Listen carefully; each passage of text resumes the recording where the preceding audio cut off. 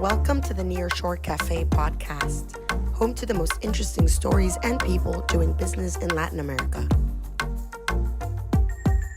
Welcome, everyone, to another episode of the Nearshore Cafe podcast, where we bring to life doing business in Latin America. First, I want to give a thanks to our sponsor today. That's Nearshore Direct. Go nearshoredirect.com. Great way to find talent from customer service, designers, and all things in between for growing U.S. companies that's tapping into the LATAM labor market. I am very excited about our guest today, Margarita Mangino. Margarita, so happy to have you. Welcome to the show. Thank you very much for having me. I'm so excited to be here. Absolutely. Well, Margarita, as you know, we talk a lot about doing business in Latin America. But first, I want to set the scene a little bit about Uruguay. It's an interesting country, kind of right between two very big and loud countries. Can you just give us a kind of a broad sense, like where it is on the map, about some of the major cities, things like that, and then we'll get into culture later. But just geography for a second. What is it like? Okay, Uruguay is a very small country. We are 3.5 million. It's like the size of San Diego, for you to imagine in the comparison of the US. And we are like a small country just near Argentina and Brazil. I heard yesterday someone telling me like Uruguay is between Pelé and Maradona, right? And the soccer here is very important. So I laughed a lot about that because it's kind of very true. But our territory is very plain, so we have more cows than people. That's another crazy. More cows than people is an interesting fact. Yeah. I don't remember the number exactly, but it is like a lot of cows per people. Well, speaking of cows, I might just jump right into beef because for those that don't know, beef, red meat in Latin America is out of this world. I've had the good fortune to have beef in both Uruguay and Argentina. Tell us a little more about the beef in Uruguay, and then maybe how it is similar or different from Argentina. I don't know. We always have this rivalry. It's called rivalry with Argentina. We're always fighting about everything, like who invented the dulce de leche, who has the best beef, where Gardel was born, and you can name it mate and a lot of other things. But they are always saying that we are their small sibling, right? We don't like it, and that's why we fight it back. And I don't know, we are very well known about our beef, and it's not that different with the Argentinian. Maybe there's different names and different ways of doing it. We call it what we do, the asado. Yeah, asado is like a barbecue for us, and it's like a very ingrained part of our culture. When the weather is good, not in winter, it's not so common. It's not that common, but when the weather is like good from September and on until maybe April, we all gather around an asado on Sundays, for example. And when we do things between friends, it's like, hey, let's do an asado, right? It's very, very common. But we have really good beef. We export a lot, and it only happened on the last years that we actually started to eat the good beef over here. In Europe, the best beef was always eaten abroad, right? Yeah. But now you can find really good beef in the country too. Yeah. So the asado, is I've experienced asado myself in Argentina, and it's like an all day thing with friends and family, and sometimes even the first Yeah, the first few hours, it's just lighting the fire and getting that fire right. Can you talk a little more about the asado culture in Uruguay and also because maybe there's some overlap here in Argentina. Punctuality maybe is a little more open, right? If you say, hey, we're having an asado at 2 p.m., someone might come at 4, right? Um, or even punctuality in business. Can you talk about that a little bit in Uruguay? Is it a little bit more um, on track? Is it a little more loose and vague? How does that work out? Yeah, I don't know. When it's related to family, at least it's not so open. It's like, but we Yeah, have, you have to, at least in my family, you have to let our parents know that you're going to be late, right? yeah, Because if not, everyone is waiting for you to eat. And it's like, hey, we won't sit at the table and serve the beef before everyone is present.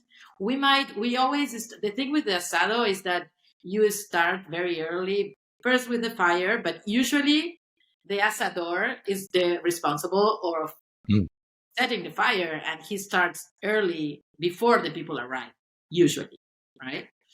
It's different between friends. Friends, they have like they have always the supporter that goes early to help the asador to set the fire and everything, and they start drinking some beers before the other ones arrive. But in terms of that, and then you have like you have the beef that is the main course of the asado, but you have a lot of other things that are prepared, mm. like melted cheese that we call provolone, or you have chorizo and molleja, chichulines, I don't know, a lot of other things, other parts of the cow actually that we eat, that it's like it's served like how is the word, picadito. It's like a foot finger, like you eat Yeah, like in the moment, and you don't need to be seated on the table. But usually the beef is served with salads and other, I don't know, potatoes or sweet potatoes or that kind of things that you can also do on the barbecue. And so we usually try to wait for all the people to be on the asado to serve the main beef. But yeah. it's actually that's the thing that makes it long, because you start, and I sometimes on Sundays I can only eat at noon. I can't eat again at night because it gets so much that it's like, oh my god, I'm so full. It's like I have been all day long eating.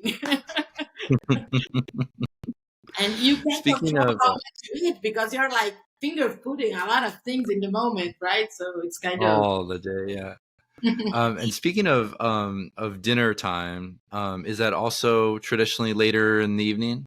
yes, yes, yes. It is usually, I don't know, in school time, 8 p.m., maybe 9 p.m. In summer, it can be even later. Yeah, We yeah, are yeah, actually on summers, and sometimes you can eat even at 11 p.m. It doesn't matter. yeah, You try to stay as long as you can on the beach, and you see the sunset, and just then bath time and everything, and it's really late to get dinner after that. yeah.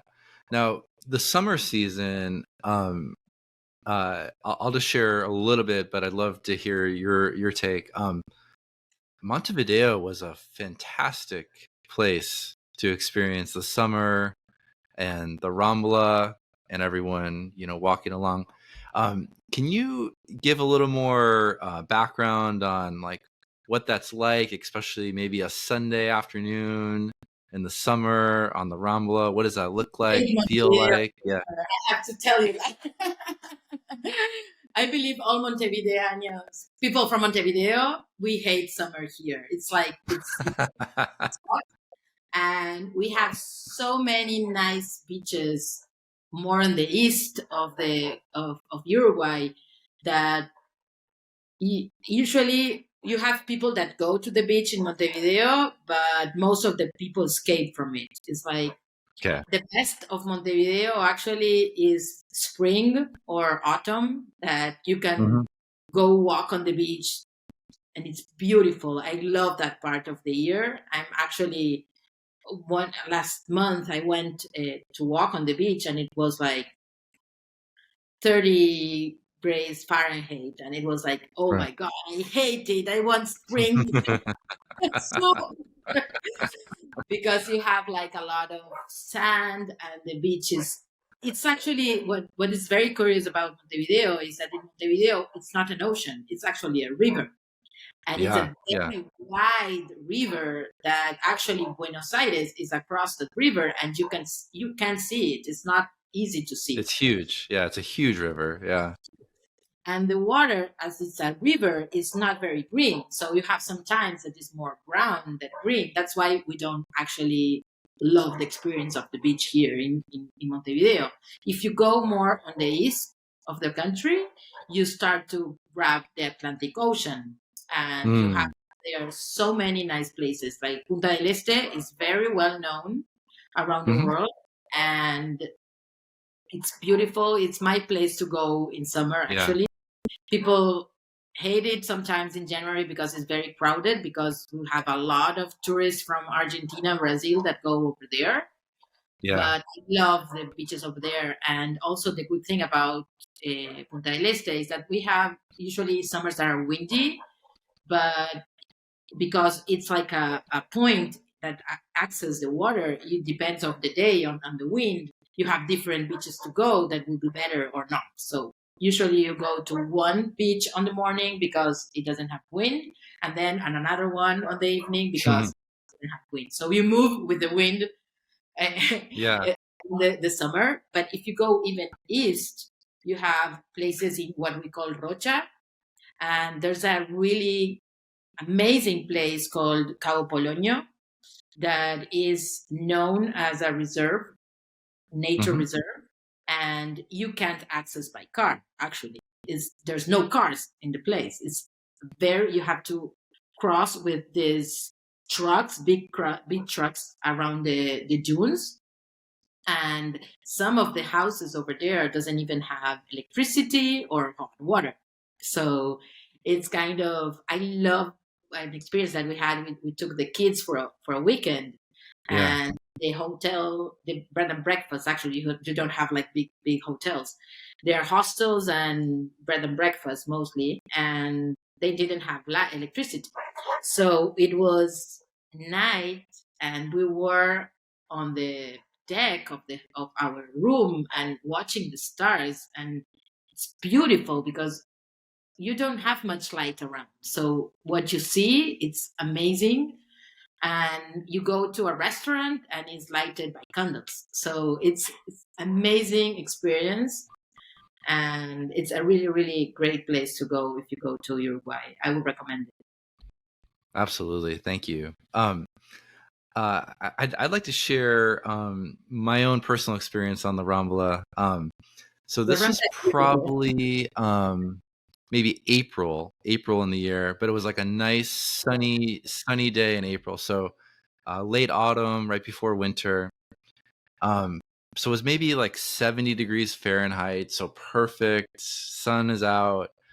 And it felt like the whole city was like walking on the Rambla, on a Sunday afternoon. If they weren't at an asado somewhere, they were on the Rambla. And what I remember the most, Margarita, was so I was walking with my wife, and so I'm sorry, we'll cut that out. I was my wife and I were walking on the Rambla, beautiful, gorgeous Sunday afternoon, and we saw all these couples just taking their stroll, and they had usually like a guy, he had one arm around his girl, and the other arm was around the mate. Mate, yes, I know. Yeah. The other arm was around the mate, and it was like one couple after the next, after the next, after the next. It was great. It was one of my favorite Uruguay experiences, and Is that common, do you think? It is totally common and it's beautiful. It's like everyone's doing sports or taking a walk around the Rambla. And I believe it's a big difference between Buenos Aires and Montevideo. Buenos Aires was built taking the air back to the river. Actually, it's like a inside city, and ours was built around the river. We embrace it, Yeah. and it's beautiful. I Even if I have to cross the city to a meeting or going somewhere, if even if it's the driving is longer, I will go through the Rambla because it's so beautiful to have that view that I will take the longer Yeah. route just to go through the Rambla. It's amazing. It's something that when we lived in Madrid, that is like an inside city too. It's like most things that we miss the most. But Yeah. it's Yeah. It was. really common to Yeah. go. And if the weather is, I'm so envious sometimes that I'm going to meetings or somewhere and I see people running on the Rambla or walking, and I was like, oh my god, I have to do it. I have to go back. Time to go. It was awesome. Uh, we talked a lot about the meat as a centerpiece, and some of the other side dishes. What else would you say that are like very custom to Uruguay? Like any other types of foods that you'd recommend? Well, we have something that is called chivito.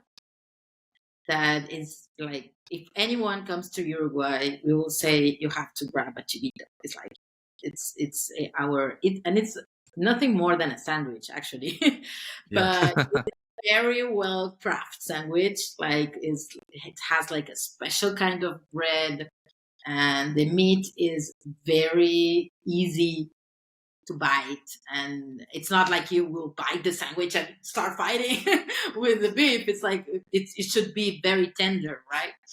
And then you have different versions, like a very basic one with lettuce and tomato, but then you have the stronger one that has bacon and cheese and egg and a lot of that. It's called the Canadiense. I don't know why the Canadian chivito, but this fun anecdote about the chivito. Once I was with a Chilean couple that I was working with, and they came to Montevideo, and I took them to a bar that is very known for their chivito, and I said, okay, you should order a chivito. And they were like, okay. And she was like, hey, are you sure? Would it be that much to order a chivito? And it was like, no. And she was like struggling about it. And I was like, oh my God, what do you think is a chivito? Because chivito for us is also an animal that is like a small, how do you say, cabra? Do you know cabra? What it is? Yeah. Cabra. Mhm. And it was like, no, it's not an animal. It's like it's actually a sandwich. And we laughed because the Uh, name confused her. But I would say that's chivito is one of the things that we will always recommend for people to eat for sure. Yeah, I love it. I also wanted to ask about maybe like the ethnicities of Uruguay. Is it primarily Spanish, Italian? Are there any other influences there? We are 99% European. Yeah. So sometimes it's very boring. Like you don't have that much diversity like you see in other countries in Latin America and in the US. So sometimes when I see other ethnographies and events and everything, I become happy. It's like, oh my God, we are having people that come to live to Uruguay, right? But we are mostly European. We are more Spanish than Italian, and that's the main Mhm. reason that why our personality is so different from the Argentina, especially the Buenos Aires. They are Yeah. much more Italian than we are. That's why they are louder. Yeah. They have trouble with the punctuality and that kind of things. We are more active, we are more humble, we are more serious. We were also more gray at some point in Yeah. Uruguay. It was like, oh my God, we are so gray, like plain and everything, that it was kind of boring. That changed. That changed a lot in the last 2 decades, I believe. Yeah. And it wasn't well seen to stand out, for example, if you have money or you had success in your business. And so having good cars or having a big house wasn't well seen. But that changed a Hmm. lot. And it changed a lot also because a lot of Argentinians came to be live here after what's happening over there. And it shook the city, right, and the country on a lot of things. And I think it's really it was a good thing for us. But yeah, Margaret, as you were talking, I could definitely relate. There's a little bit more of like a subduedness, I think, especially if you come from Argentina over to Uruguay. You're like, oh, okay, it's feels like a little more quiet, a little safer, a little stable, a little more stable, a little more secure, more sane, more polite, more humble, everything that you were saying. And I wanted to ask maybe how that even connects to business. Sometimes Uruguay, I've heard, is called the Switzerland of Latin America, with banking and so forth. Can you maybe talk about business culture and banking and what Uruguay might be recognized for? Of course, Uruguay is recognized as a stable country in Latin America. And I was actually impressed the other day. I was talking with a guy from Honduras, and he was saying to me that he wanted to come to live to Uruguay. And I was like, why? I was surprised. And he was like, you are among the countries more stable and beautiful to live in Latin America. And it's true. I lived abroad and I came back, right? So, but I have roots with my family and friends, and we are very European on that sense. For us, it's very important the community around us and the support and having all the family and friends around us. But mostly, what it is, we are like a country that is very stable in a lot of things. It's in terms of government. It doesn't matter if we change the who is in the government. Hmm. It doesn't change us, and we are very democratic. If the people voted for it, we will be fine about it. So Yeah. it's really nice to see that when you have the comparison with a lot of other countries that are living Yeah. other realities. Yeah. We are really stable also in the economic side, and we were known for being the first country to women to vote in Latin America. Yeah. So we're really advanced on a lot of social politics, and that's why we became known as the Switzerland of Latin America. At some point, we started to lose that, I don't know, differentiator. And one of the good things that I believe in the last 20 years, the government started to invest in a lot of other things that made Mm. us advanced and being well seen as a country. For example, in terms of, we have a lot of abroad investors coming over from Finland, the US, a lot of big companies that are investing in Uruguay and open their operations here. And that became us like a first class business center in Latin America. We have, for example, exceptional connectivity and internet Hmm. penetration. 85% of our households have fixed broadband access. And Mm. for example, 75% of which have fiber optics. So it's Oh, wow. it's it's very spread if you compare it for other countries. Hmm. Also, we Hmm. have, for example, 100% of our country's public schools have connectivity to, and we are the Hmm. only country in the world that provides free laptops to all public and secondary students. Oh wow, I didn't know that.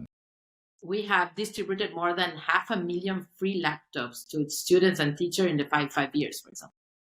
It's Yeah. called a program called One Laptop Per Child, and it was aimed to bridge the difference, the division that was the digital division that we had in terms of the population that has less income, right?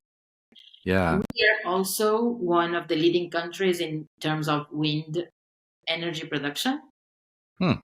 among with Denmark, Ireland, and Germany, for example. And 90% of electricity is now generated from renewable sources.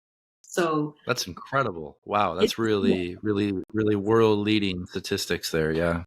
it is. And I just yesterday posted something because we were recognized as in the Sustainable Travel Index, Hmm. and we were among the 21st positions in the ranking, and the other 19 countries were all European.